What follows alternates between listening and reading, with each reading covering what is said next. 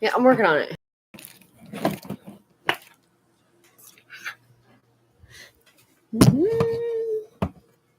Freaking out. You okay over there?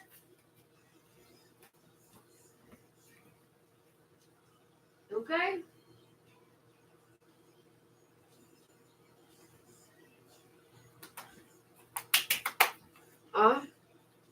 Freaking out. Oh. Okay.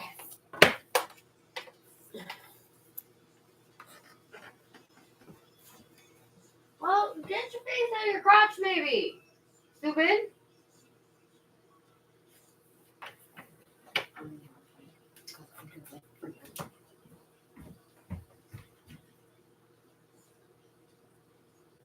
Hi, I'm Ezra Levant, the president of Rebel News. We were one of the few journalistic companies to report on the brutality of the lockdowns during the pandemic. We reported from the streets, including in Montreal, where they actually had a curfew at night. Well, police didn't like that very much, and they kept arresting our reporters. So we sent more reporters, and then more. They got arrested too. Oh my God. Finally, we sent half the company, 17 of us went down there, and we brought a lawyer with us on the streets. Well, the police found out we were staying in a houseboat in the old port of Montreal. It was an Airbnb. And we woke up in the morning and 50 cops were outside. They put that yellow police tape around the Airbnb. And they tried to raid the place. What happened then was a 10-hour armed standoff. Well, they had the arms, we didn't. They wanted to search our belongings. They hated us because we were doing citizen journalism. Now, part one of the movie is incredible. It's what got us into this mess. It's available right now at raid.movie. You can go ahead and watch it. But part two is the climax of the showdown when they actually tried to board the boat. Well, we didn't let them, you know us. We stand up for our civil liberties. We know our rights. Now, part two is available right now. If you're one of the folks who helped crowdfund our movie, you can go right over to raid.movie and watch it right now. Or if you haven't chipped in yet, you can do so and see that part of the movie too. If you don't want to, that's okay. You can wait because we will eventually release both parts of the movie to the public for free. We just want to give our supporters first dibs. That's raid.movie. Now enjoy the film.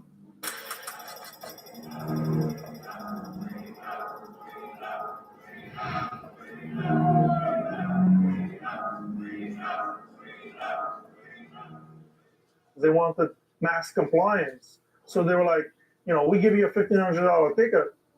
You think twice, even if you know it's wrong that the government is locking you up, but can you afford $1,500 to say that the government is wrong? Most people can't.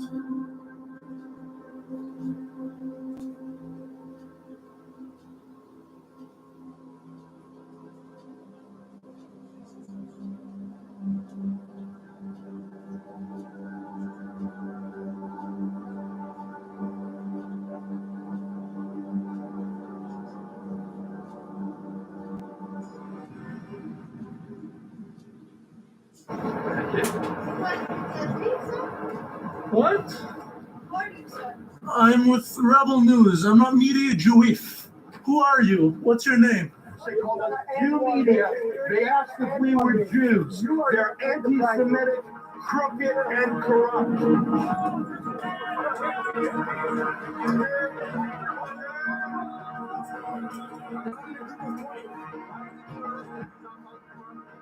So after 8 p.m., we won't be allowed to go out in the streets except for work. I'm sorry, this is private property. You have a search warrant? Then please step off the property. I'll talk to you across the door. Monsieur, I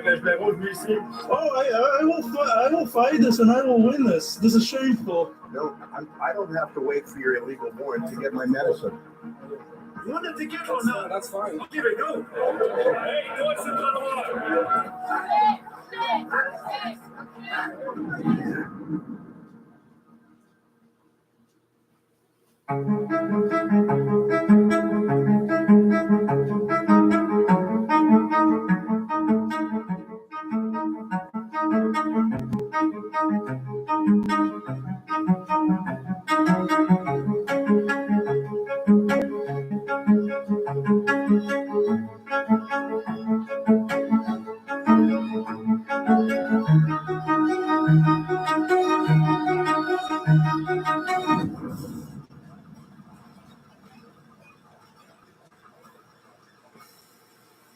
Our motto is telling the other side of the story. We're also into citizen journalism, which means unofficial. We're not part of the pack. We're not part of the club. And most importantly, we're independent of government. We take no government money. We're not under any government regime. And so when the pandemic hit, we were able to ask skeptical questions. And when the lockdowns were brought in, that was really our time to shine, because I found that the rest of the institutions in public life, all the political parties, all the opposition parties, all the courts, all the media, every check and balance on society failed. They all gave the official narrative. It fell to us in part to provide that other side of the story. That's actually our motto. So we started covering the skeptics, the dissidents, the contrarians during the lockdown. And we were shocked that civil liberties activists for years were suddenly silent. That the media, which is normally skeptical and curious and critical of authority, now embraced authority and became propagandists.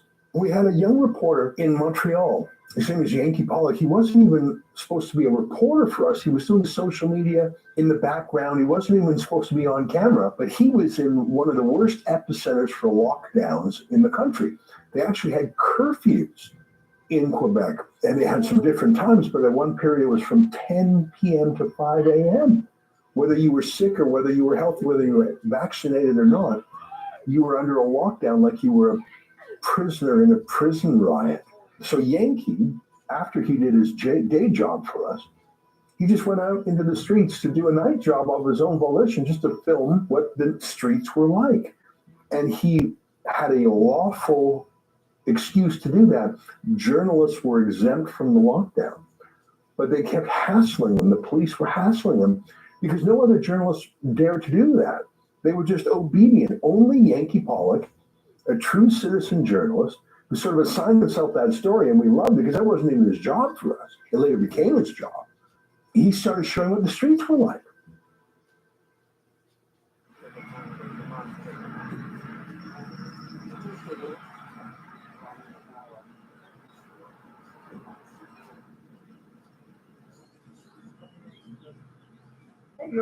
I'm back.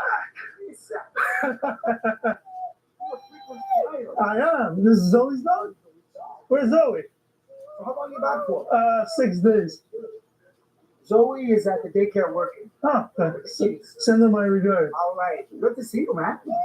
I saw your This is the community I grew up in. This is the area I grew up. I grew up in the Milan, Outremont. My school is in Outremont, and my family lives between this area. And if I could show and expose what's happening, I could go a lot of places, and I did go different areas, but I focused mainly here because here I had the support, and I knew people wanted to show the other side of the story. People were asking, show it, and people were willing to talk to me, and people were willing to help me with intel where the police are, which it was very helpful since I was alone. He says he has a note. What's going on? So could you? This is going on. I guess we'll have to see it in court, right? So what we consider incident one is incident one when I received a ticket. There was that night alone 4 other, in total 4 times I was pulled over by police. I've been pulled over a couple of times. Over a month and a half at that point that I've been out. I was pulled over by police numerous times and let go. It was like they stopped me, asked me for my papers. Sure, you got my letter. Wear your mask. It was a Jewish holiday that night. It was the holiday of Purim. There was a curfew in place. Put down your flashlight. Stop traumatizing my kids and get away from here. Take away your flashlight. Yes. Stop traumatizing my kids. People couldn't celebrate the holiday. At a certain point that night, there were probably 5 to 10 police cars circling a tiny neighborhood with no crime. So I was filming that. I was filming a guy getting a ticket, and then I was surrounded. They looked at my paperwork. They're like, "You're good to go." Okay. So right now you can stay on the sidewalk? No, I will. Am I good to go? Is it all good? Okay. And then later that night, I was approached by a few other officers. They were like, "Oh, you're good. Just, stand there. Make sure you're parked good," type of thing. Then I was actually on the way home. I was driving, and I saw a car being pulled over. So I decided to stop on my way home and film that interaction and then go home. No. The government doesn't respect our rights. We have very big problems with the government. I don't know what problems we have. And at some point, the cops called me over to the car and they were like, "Hey, where's your credentials or why are you out?" I was like, "I'm media. Media is exempt." Because I'm media. You want to see my media press credentials again? I'll give it to you. Here are my press credentials, my notes. Okay, and what's the Rebel News. I've been pulled over like 3 times tonight. Rebel News? Yeah. What's that? It's a news agency based out of Toronto. And I was issued a ticket for that night for being out. Yes, sir. I got a fine? Okay, no problem. You got 30 days to contest it. I will contest it. Thank you very much. You do. You gave a ticket to a person of the media, is that right? Good luck with your YouTube channel. Oh, I will fight this and I will win this. This is shameful.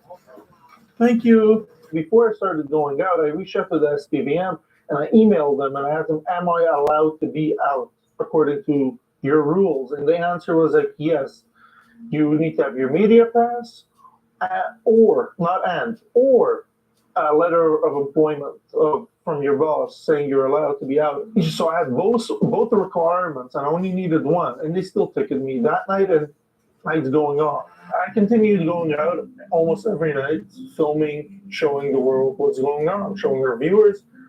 And 2-3 weeks after the first incident, I was running around, driving around, trying to capture all the scenes. And at some point, I was stopped by a police officer and they asked me what I'm doing. Again, told them I'm media.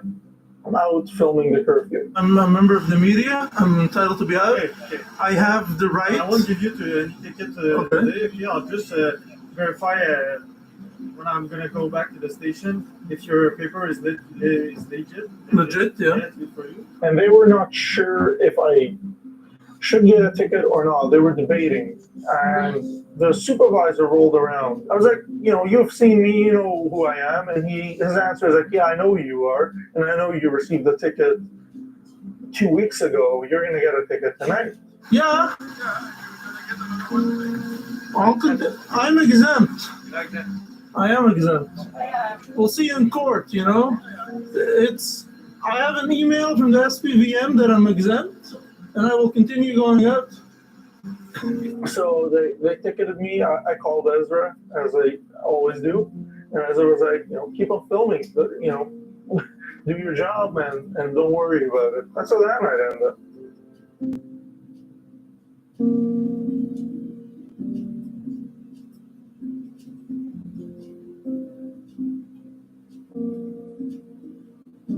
So incident 4 was late at night or early morning, however you want to frame it. I believe it was like 1 a.m. ish. I don't remember the exact time. So that night I was out earlier in the night. I don't think there was much activity. I went back home and I got a phone call or a text from a friend of mine saying there's some activity happening. So I put my jacket back on and my vest and I went there to see what I could find, what the cops are looking for. Started filming, what's going on over there. Officer Robert started shining his light at me and he was like, "What are you doing here?" And I'm like, "I'm filming the curfew." I'm filming. Okay, so I do it too? Yes? Yeah, I'm media. Yeah, we'll take a piece of ID with you. Sure. Yeah, Go on okay. the sidewalk. Yeah. You cannot be on the street. Yeah, I'm in the middle of moving. You're talking to me. Can you not shine it? I don't know who you are. No? I also don't know who you are. He started shining the light and telling me I need to go on the sidewalk. As I'm giving him my papers, this one cop comes out from a different police car, and she asks the other cop, "Is this Jew media in French?" She asked him. What? Media Jewish, I understand. And she asked that, and I couldn't believe my own ears. I was like, "What?" And so I repeated it to her, and I was like, no, I'm not Media Juif, I'm with Rebel News. I'm with Rebel News. I'm not Media Juif. Who are you? What's your name and badge number? Can you give me your name and badge number? Can you give me your name and badge number? You're supposed to give it to me. And I was like, right away, what is your name and badge number? And she refused to give it to me. She like went back to her car. So I left the one police officer with my papers, and I went to the other one to ask her, who are you? And why are you calling me? I think she knew what she said was wrong, or she knew that she messed up by saying it in public. Now, after this happened, I was left wondering, what do they call me when I'm not around? What are they calling me in their station or over the radio? And I don't know, because that's what they were willing to say in public. What were they talking about me in private? Because I know officers told me they watch my videos in their police station. They watch it. Again, we were out that night filming. I had some outside help from more rebels. I wasn't alone as usual.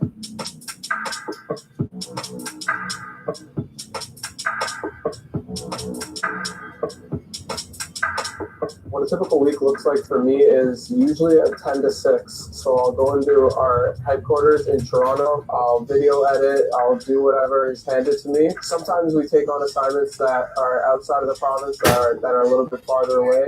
And one of those assignments was to cover the curfew that was in Quebec, specifically in the city of Montreal, is where a few of my colleagues and I headed.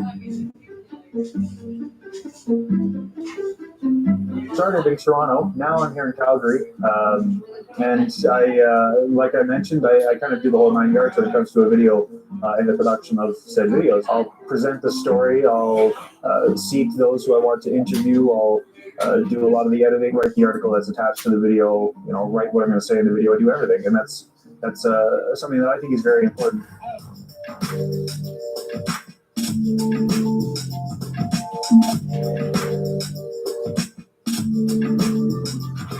My day-to-day is pretty much everything, from editing to recording to sometimes doing reports, sometimes training, sometimes flying drones.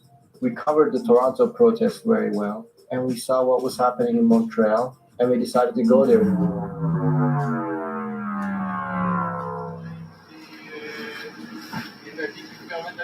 You speak English?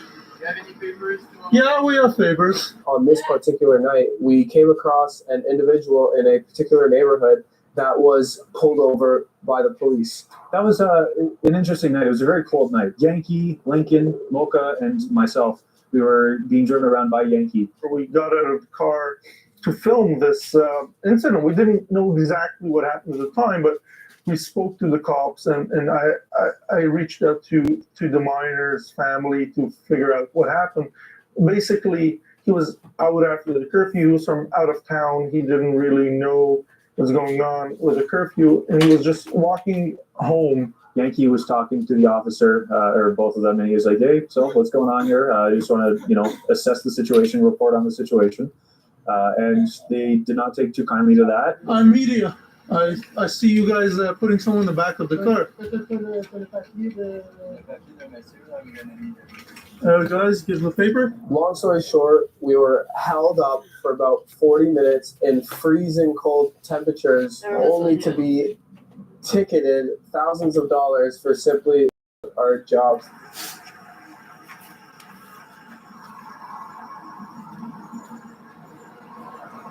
So this is what's going on. They love shining the lights at me. It's crazy.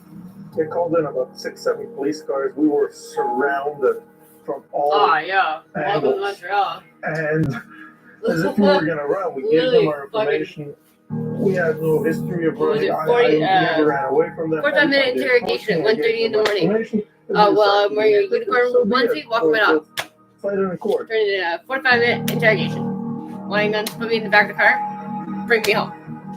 Wake up somebody to verify my ID. I was like, no, Whenever I had my not gonna jacket happen. on, but Lincoln, he had his jacket in the car, and they wouldn't even let him get his jacket. So, you know, I gave him my jacket for a time. Did he go on my car? Yeah, they separate. Night alone was over $6,000 worth of tickets.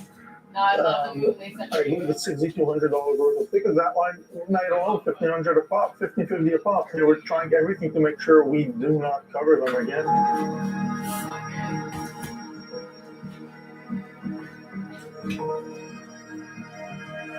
It's my hand. You gotta stop lying. It's my hand. You gotta stop lying. Crooked box. Why is he being arrested? He's on public property. What's your name and badge number? Vance. Your last name? That's right. And you will get to know me as plaintiff. That's the fuck, bro. Are you serious?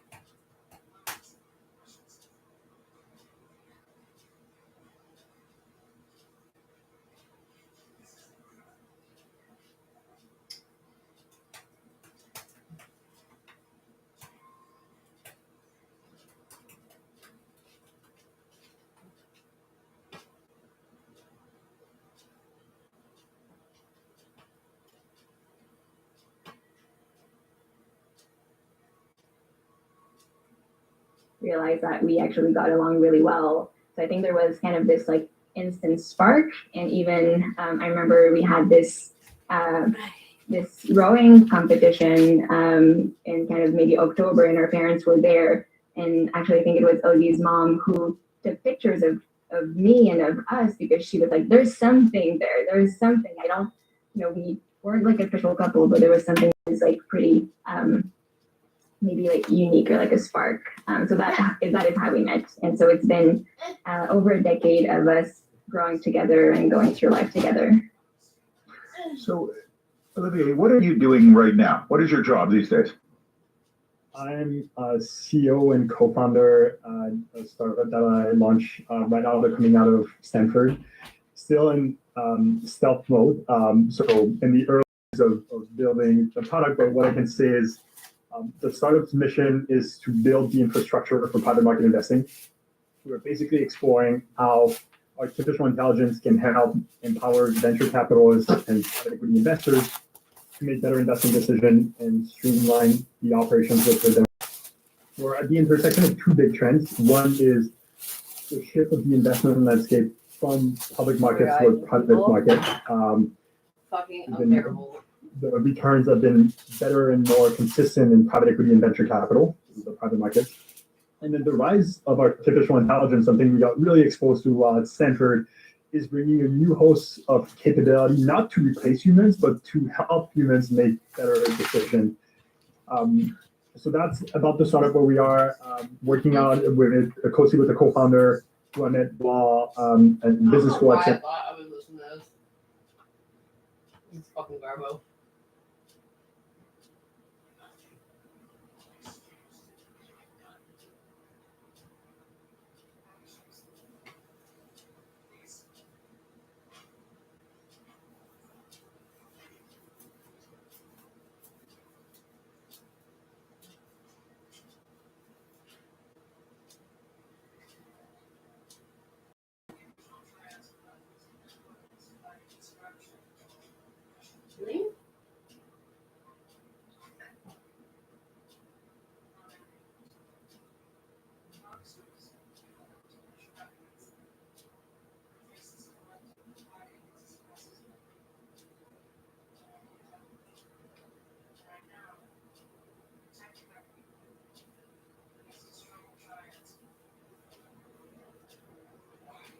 So stupid.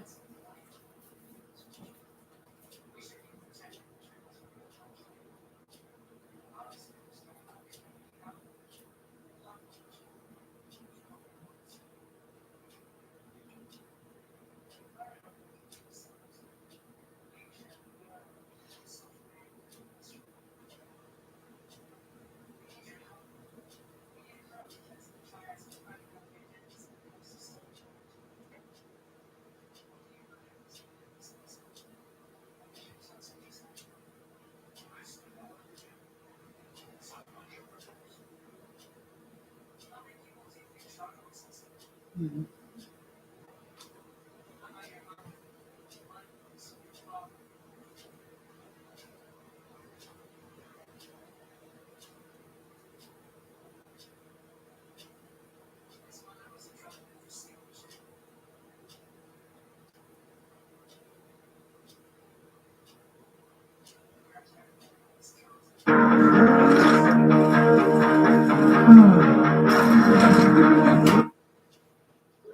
They were eventually picked up by police near Highway.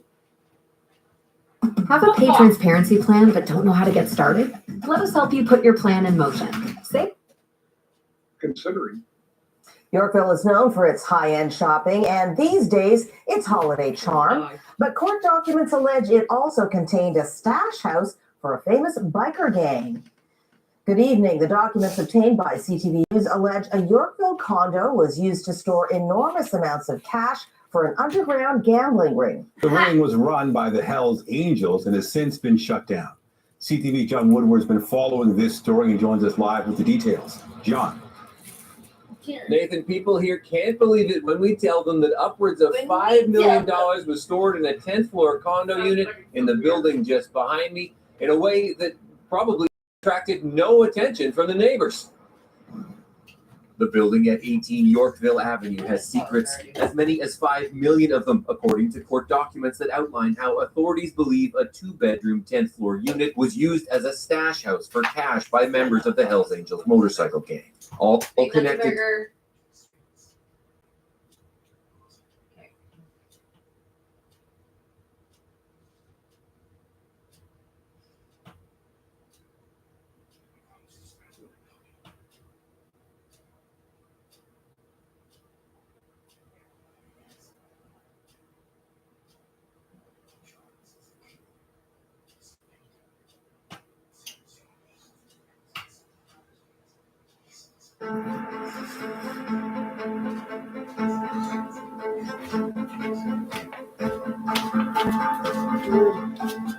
You may know them from that knock at your door, or these sprawling iconic temples, or maybe they're nostalgic TV commercials. Or those creepy fucking people. Even the Broadway parody, The Book of Mormon, was a runaway hit. With almost 17 million members worldwide, 200,000 in Canada, the Mormon Church isn't the world's biggest religion, but it is one of the wealthiest. The Mormon Church will have you to believe that it's a religion that dabbles in business. They are a business dabbling in religion. People want to bang on the church and say, well, you've got all that money in reserve.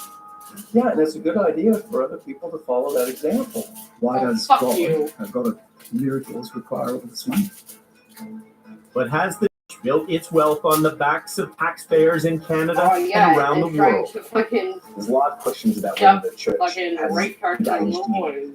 wide-scale tax avoidance or illegal wide-scale tax evasion? We have been mischaracterized since 1830. That's always been the case. I don't think it will ever go away. Do you think that this is a case of fraud? Of course I do. Absolutely, it's fraud. I'm Mark Kelly in Salt Lake City, Utah, home of the Church of Jesus Christ of Latter-day Saints, a church shrouded in secrecy and mired in controversy, involving complaints about homophobia and how the church is managing its vast fortune with connections to Canada. I thought they This loved is a the story game. about No, whistleblowers they from love the Alberta brand. to Australia and stunning financial revelations as we investigate the Mormons' books. This is the Fifth Estate. These are members of the Mormon Church lining up in Salt Lake City, not to worship, but to quit. An angry illustration of a church in crisis, a crisis that reaches into Canada and into the pockets of Canadian taxpayers. Southwest Alberta, marked by rolling ranches and fertile farmland. And towering over it all, this temple in the town of Cardston. Settled in 1887, Cardston was the first outpost in Canada of what was then a new religion, the Mormon Church. What is the significance of this temple? Well, this was the first temple that was built and dedicated outside of the States. So it's the big part of certainly the church's Canadian history then. Absolutely, yeah. Like this goes back more than 100 years. As a child, Nigel Kennett visited this temple every year with his family, devout Mormons. He was married here 14 years ago. His faith is solid as these granite walls. So this is the closest thing we have to Salt Lake City North. Yeah, exactly.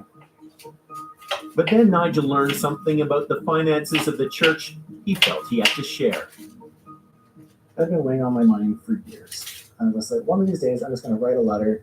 I'm going to send it to a news outlet just to clear my own conscience so that I can say I did everything that I could. Nigel cleared his conscience with an email to the Fifth Estate. My desire to present the story is not driven by malice, but by the belief that by making the issue